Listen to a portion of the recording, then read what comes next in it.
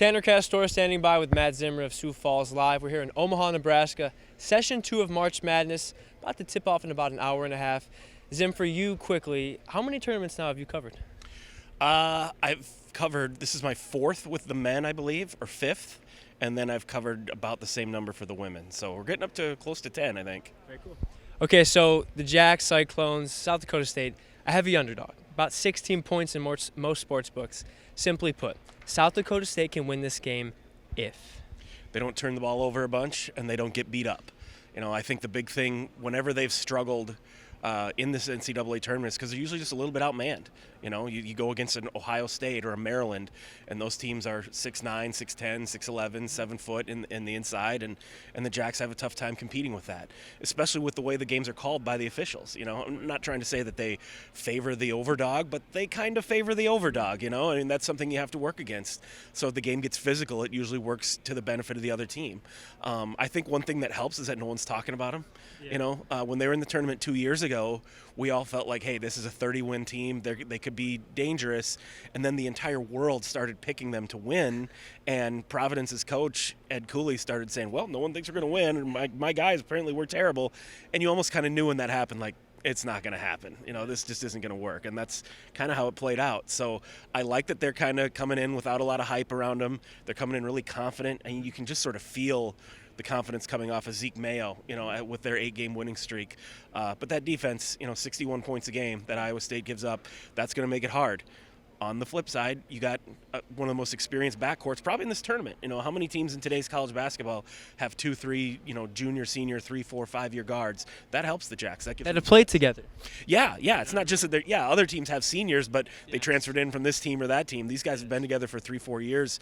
I definitely think that gives them a chance in this. I do too. I've been so curious to ask you this. I think you're the perfect person to ask. There's so much familiarity with these two coaching staffs. Yeah. Who do you think it favors?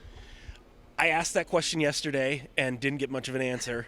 I don't know that it does. You know, it's not like, if it were football, maybe it's a little more different because schemes are so important to what goes on. Not saying that teams don't have their own schemes in basketball, but when I asked that question point blank to TJ and Hendo, it was kind of like, we know what the other one does, and, you know, we haven't changed a lot, but we've changed a little, and I don't know. You know, I think maybe – I don't know. You know, I've kind of gone back and forth, and, you know, you try to think of a narrative or something you can come up with, but it's just tough. I mean, I guess you could say that you know, TJ knows Matt Mims, but that's just one guy. You know, it's really hard to say. I think maybe the best way I would put it is, if anything, maybe it helps the Jacks in that a lot of players have said to me in the last few days, hey, we maybe don't know TJ Otzelberger, but we know he was here.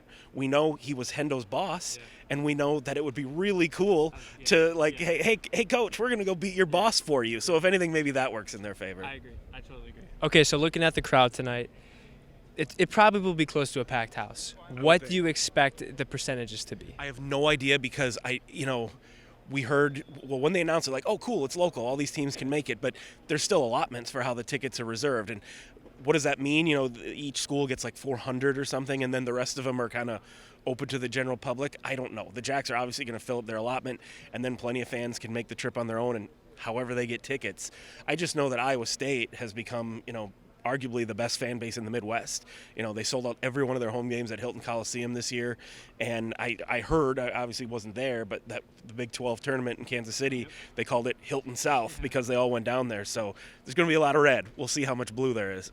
Crowd should be absolutely packed. Should be a competitive game. Can the Jacks get it done? We'll see. Going for their first win in program history in the NCAA tournament.